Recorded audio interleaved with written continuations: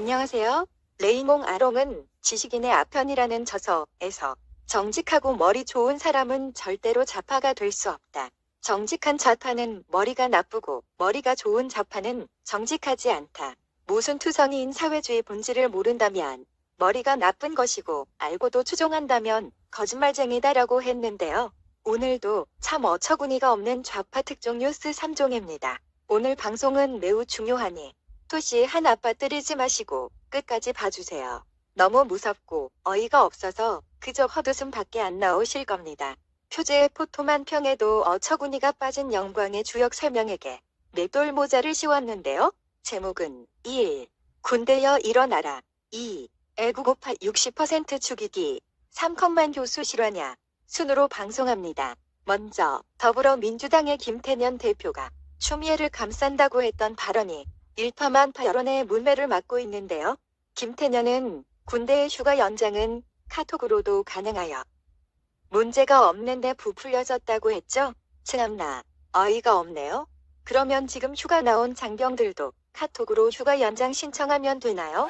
눈에 바래끼가 났다. 갑자기 설사가 나서 학문 과략근에 탈이 났다. 무종 때문에 복귀 불가하다. 이게 가능한 얘기입니까? 7시 이 동네는 어떻게 정신이 똑바로 박힌 인간을 찾기 힘드네요. 인연인지 태년인지 이 사람은 전남 순천 태생의 국가보안법 위반으로 1년 6개월 실형을 받은 범법자 아닙니까? 인연이 카톡으로 휴가 연장이 가능하다고 했던 발언에 군대 장교들도 뿔이 단단히 났죠. 추미애가 자기 아들을 전북현대에 블라인드 채용하면서 더 스펙 좋고 능력 있는 다른 집 흑수저 애들을 탈락시켰다는 사실에 민심도 폭발했습니다. 이참에 군장성들은 민심을 믿고 9.16 혁명을 일으켜라. 거대한 전라도 카넥션과 카르텔을 한꺼번에 때려잡을 방법은 군대밖에 없다. 군대여 일어나라. 두 번째는 정부가 전국민 60%의 3천만 명에게 우한 코로나 백신을 강제 접종하겠다고 해서 논란이 되고 있는데요. 개돼지 국민들에게 대돼지 백신을 강제 접종하겠다니 할 말은 없지만 이 사업에 국고 1조 원이 날아간다는 사실은 아시나요?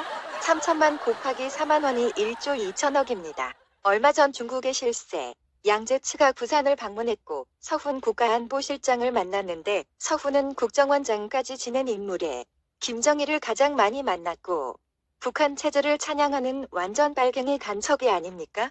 양재츠가 부산까지 간 이유 중에 하나가 부산에 중국산 백신 공장을 짓기 위해서라고 하며 수입 백신 중에 중국산이 무려 50%나 된다니 노골적인 중국 협력의 뒷돈 빼먹기 술수 아닙니까? 이것도 마스크처럼 김정숙의 동창, 지우양의 백제약품이 주도하겠죠. 그리고 중국산 시노팜 백신이 임상은 좋지만 효과가 거의 없는 맹물 백신이라는 겁니다. 맹물을 수십만 명 중국인에게 주사하고 임상이 좋으니 수입하겠다는 것인데 차이나가 만든 맹물 백신을 어떻게 믿습니까?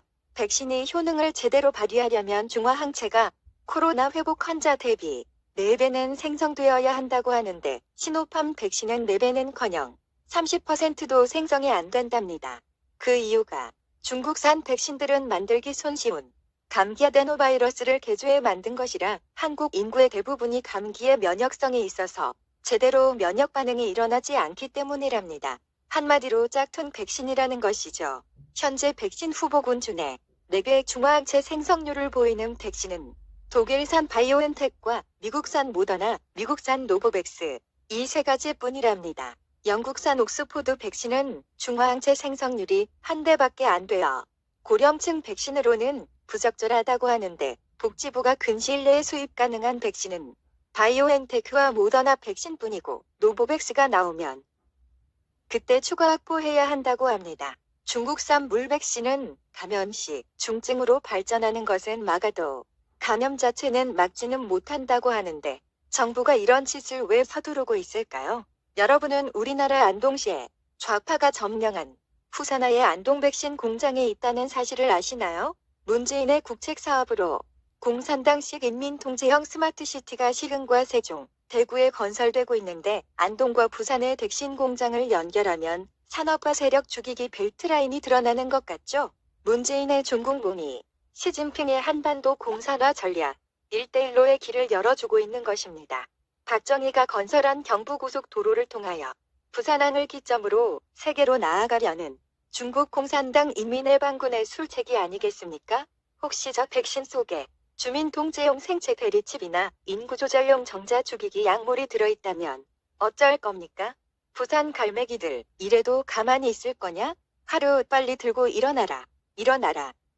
세 번째는 정경심 교수의 재판정에서 커맨 증언이 나와 논란이 되었는데요. 정경심 교수는 영국 유학파 출신의 서울대 영문과가 스캔도 못하고 한글 문서 작업도 못한다는데 그런 컴맹이 대학 교수 짓을 어떻게 했답니까?